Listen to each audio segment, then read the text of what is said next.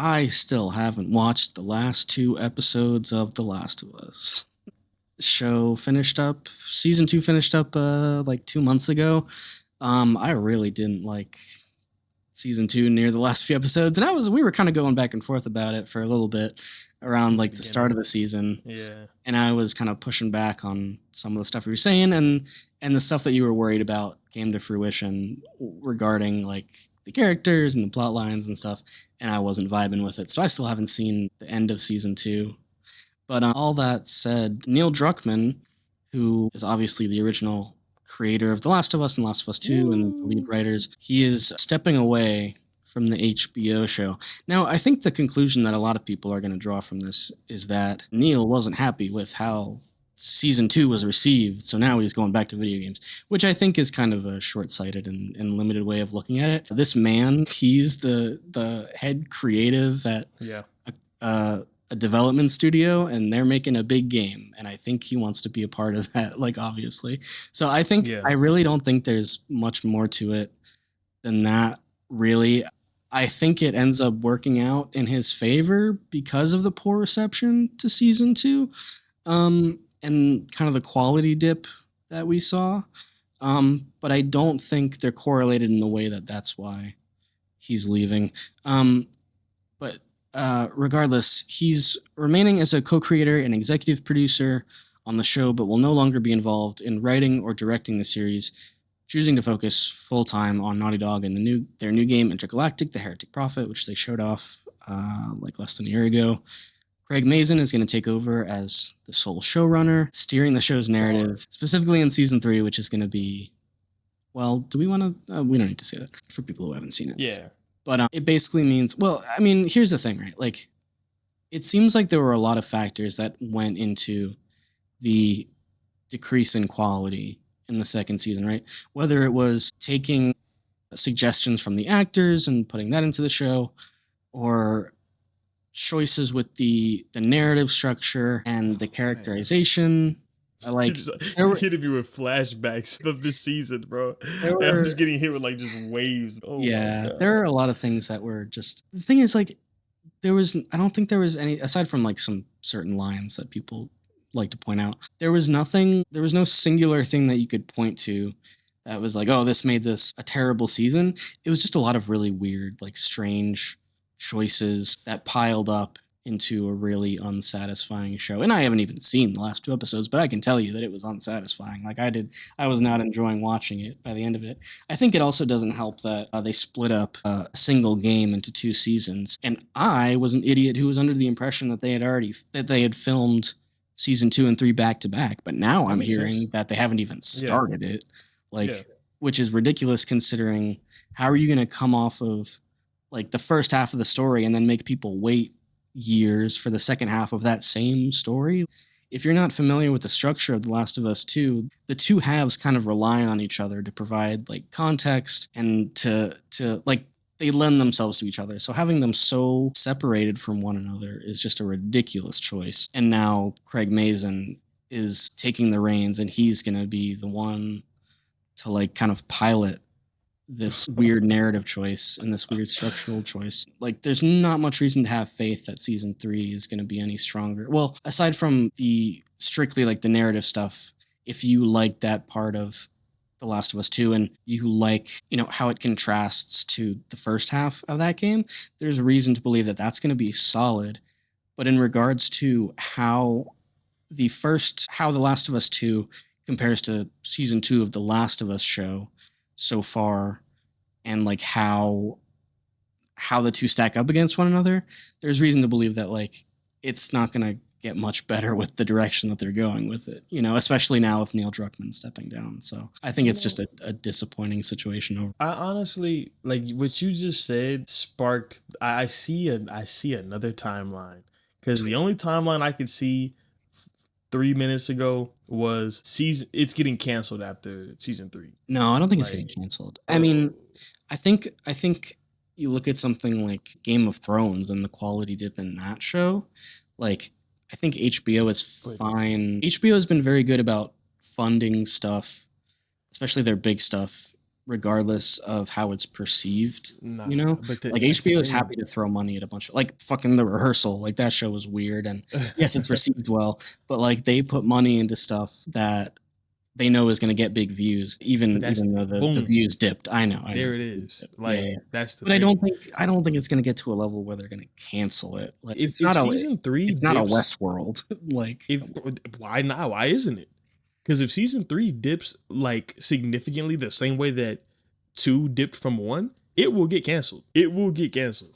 I think the only thing well, that makes me think it might not get canceled yeah. is what you said about like some. I forgot what you said, but you sparked this idea that Craig Mazin could take this story, like the Abby story, and actually do something really good with it.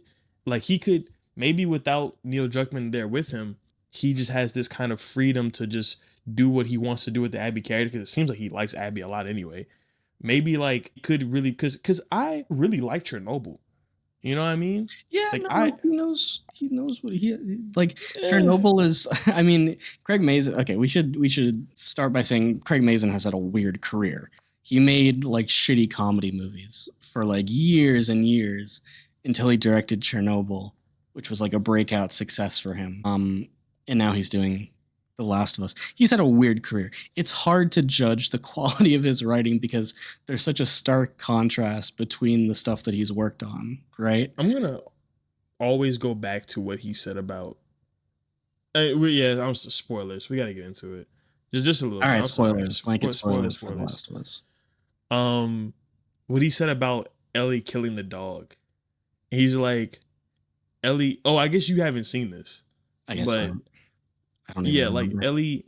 They changed how Ellie goes into the the aquarium. yeah. Like they changed it where like she doesn't kill the dog and she like accidentally kills Mel or some shit like that. Like I seen the scene. Like they yeah, like she accidentally Interesting. kills Mel. She doesn't actually like kill her. It's like she shoots Owen and fucking it hits Mel through Owen or some fucking bullshit. Like and she didn't kill the dog. And Craig Mazin's like, man, there's a rule in Hollywood. You don't kill the dog. Okay. Bro, what are you talking about, Okay, bro? Craig. like, dude, Did you play when I The Last of Us 2? bro, like what? Like the whole idea is that she's supposed to be crossing over into this darkness. Like that's why she feels bad later. Like it's like, my gosh, like, you don't understand it. How do you not understand it to that level when you're sitting right next to the And creator of the game? it's Like, weird because they very clearly, like in season 1 of the show, like season 1 yep. approaches Ellie's character in a way where like The Last of Us 2 is like in view, you know? Yep. Like where the first game didn't have future Ellie in mind as to Mhm. like what she would become. They couldn't really plan for that stuff. But Mhm. they planted the seeds of her like being a violent character in the first Yeah. season. And it seems like they didn't have any intention to like pay that off That in doesn't the make any second season sense. Like, how because does that like happen? I don't know, it's weird, right? Like, did Like Craig Mazin hit his head or something? Because it's like I strange. remember the first episode of The Last of Us season 1, where like I there's know that exactly what you're moment. talking about. Yeah. Yeah, Joel's killing the Yeah. guard dude, And she's just and Ellie watching, is like, absorbing this transfixed. violence, bro. She's oh my god. When I seen that, I was like, yo, this shit is perfect. Yeah, you're like, she's Like, gonna be a this is fucking perfect. sociopath who's like Exactly. bent on revenge. And Exactly. Like the this. fact that that's not what happened is so Yeah, weird. like what? Like how did you set that up so well? And then like you have her as this like Disney Channel goofball throughout this like Yeah, I what? don't know. It's so weird. Like how did you let that happen? I just hit something. Like, Okay. how did you let that happen? And that's the thing where it's like when we talk about like our confidence in Craig Mazin, it's like he did season 1, he did Chernobyl. It's Yes. like it makes sense that like there is the possibility I guess where he can do a good season 3, Yeah. but it's like how did you not understand Well, why Ellie kills the dog? it would be so much easier to be definitive about like the potential quality of a season 3 if we knew why season 2 like dropped the ball as much as it did. Like until we know why there was such a dip in quality, like definitively, I feel like it's hard to say. Like, True. I mean, I I, don't think it's gonna get better, but I, like as far as I know, there's no like definitive reasoning as to how it went wrong in the second season. Like there's no like key thing or person or moment that anybody can point to that's like this is why this happened. I seen a quote where Neil Druckman was like supposedly talking about a conversation he had with Pedro Pascal. Mm-hmm. Did you hear about this? No. Like where like they were having an argument on like set or whatever. Like they were having an argument about the show and the story. Sure. And how it needs to go. And at one point Pedro, this is what Neil said. At one point Pedro asked him,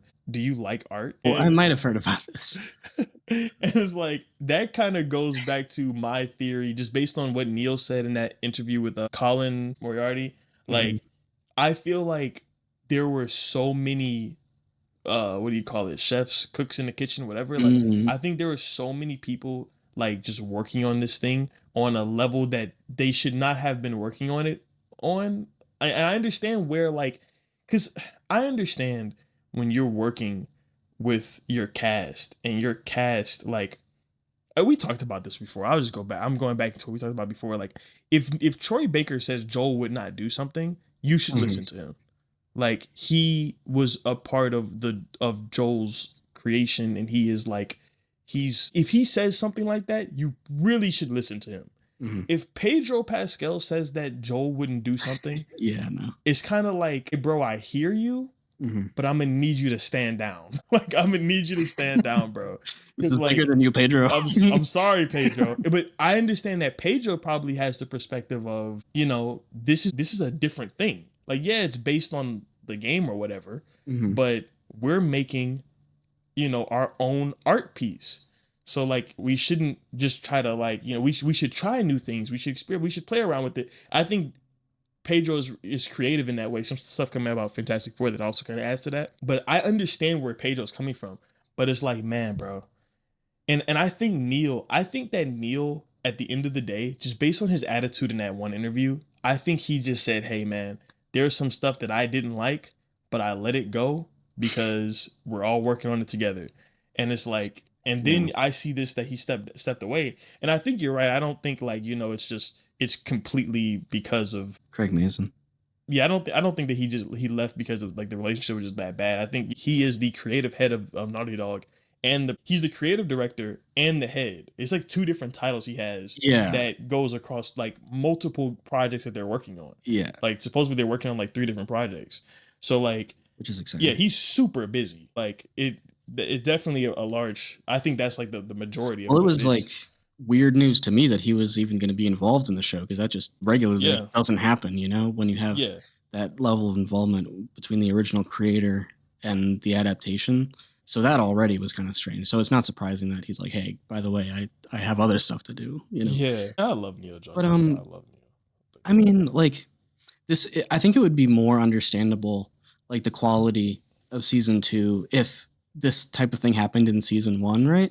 I think it was like, it's like coming off of the back of such a strong first season that it becomes kind of baffling. But like, it's understandable, like given, like taking away the context of a successful first season, like it's an uphill battle to do something like this where you're adapting like a prestige video game drama to the screen, right? And making good changes that make sense, that make it exciting for new viewers and also people that have played the games, right? And also the fact that even in the gaming space, The Last of Us is considered like top tier, like storytelling, whatever. People have different opinions about what the game represents, yada, yada. Yeah. But like, it's considered like a prestige drama, essentially. And so it was always going to be weird adapting that. And also the like expectations were always high. Coming into a new medium like television, right? It's so strange. And the fact that they clearly went into it like season 1, they, like we talked about, hinted at the changes in characters like between Ellie, and then not sticking to those changes. Like The Last of Us 2 is such a broad swing when it comes to like storytelling and like how it approaches those things, and it seems like they didn't have the confidence to adapt it in a way that would make people feel like kind of gross. Like you were talking about the dog thing, like that lends credence to that theory that like they wanted to tell a story about like testing your empathy and emotions without trusting the viewers enough to like Yeah, to bro. really like dig into the psyche of these characters. Like You're on so much of HBO. what turned me off, yeah, right? Like that's another weird aspect of it. So much of what turned me off is how the characters were just like saying what they were thinking, or like their words didn't reflect their actions, Oh or they felt more one dimensional. Like Dina's character, oh my god, like they totally just like ripped her apart, bro, and she's like a caricature of a person in the show. It's so strange. you got this man Craig talking about, man, there's a rule in Hollywood. Don't kill the dog. And then you also like, isn't there a rule like show don't tell? Why the fuck? Like, why are they doing so much Yeah. exposition of their And emotions or like whatever? Like, and a part of me originally was like, okay, well, if they're gonna break it up into two separate seasons, I guess it makes sense that they would want to lessen like the friction, because people are gonna have to wait for a third season, even if it's like a few months, which I originally thought it was going to be, but now I know it's not going to be. Like they want people to still care about the characters to an extent where they're willing to wait for another season to see how things turn out for them.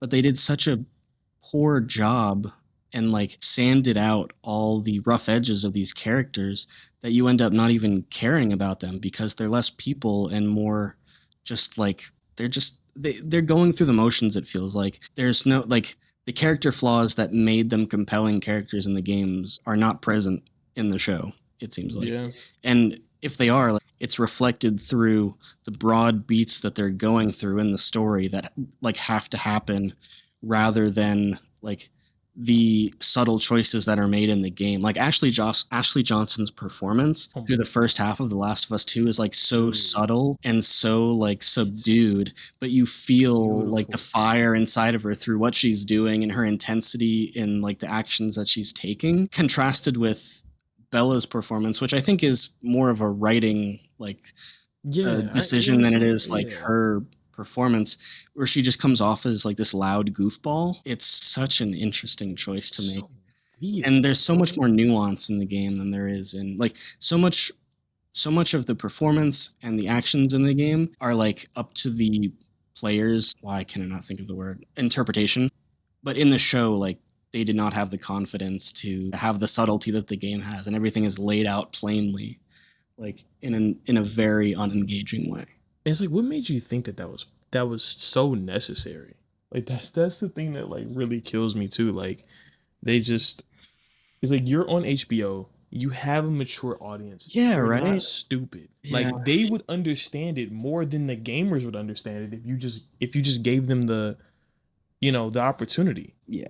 Disappointing is the word that really wraps it up, because And I like want to, like I said, if they hadn't come off of a season one that was very well received and very well done, like this would be less of a weird thing. But I want to go back to the whole, this is the last thing I'll bring up. mhm. Like because a lot of people, I understand where it comes from initially, but they're like, yo, why do you care, bro? Just play the game. And it's like, I'm going to go back to the thing that Neil Druckman said in season one, before season one, was this gave us the opportunity to tell this story to an audience that would not play the game. Yeah, That like, that's the most that's what, disappointing part. like, My mom, I was like, "Hey, mom, The exactly, Last of Us show, it's really good. You exactly. got Mine second too. season's coming out." Like, and now I gotta be the one where my mom is saying like, "Hey, have you watched the last few episodes?" And I'm like, "No, no, no, I can't bring Yeah, myself to do yeah, that." exactly. Like what? Like I was really hyped for people like my mom to be able to watch the show and get the story, that like this really good story, and then it's like, hey, I'm hyping it up, Yeah, and yeah, it's like, and then I start watching it. It's like I forgot you can like it's literally in one of the podcast episodes where it's like there was a turning point where my eyes like I got scared before the show dropped. I was scared that something. I was like, I don't like. I yeah, started seeing just like flashes of Tess getting kissed to death by a zombie. And I was like, yeah. something's not right. It's like, hey, Something's gonna. Wait a second. Wait a second. hey, mom, I'm really sorry. You shouldn't have watched the season two, and I hope you've got 40 hours to spare, because we are sitting down and playing The Last Facts. of Us 2, and you Facts. have no choice. Like, bro, Because I that cannot be your only swear. impression of the series. Exactly. Like, I hate that that's gonna be like people are gonna watch that, and I see people like I seen a lot of these like those like just dickhead gamers who are like the ones who like just had so much against The Last of Us Part Two, where Mhm. they're like the season two is bad. I wonder who would have thought Yeah. like as Oh if god, like the it's bad fact because that it gives fuel like to those people is like, oh man, like dude, ugh. it's so sad. But yeah, Even just like that's the Seraphite moment where like you're playing as Ellie and the Seraphites are revealed. It's so like that's yeah, one of my favorite moments from the game, and the and show just like doesn't do that. Like it's I didn't not as even see it in the interesting. show. Well, in the show they I go think I through see a like the little park, clip or but something. like in the game, like you just hear a whistle and then you're like shot in the Yeah, shoulder by an arrow.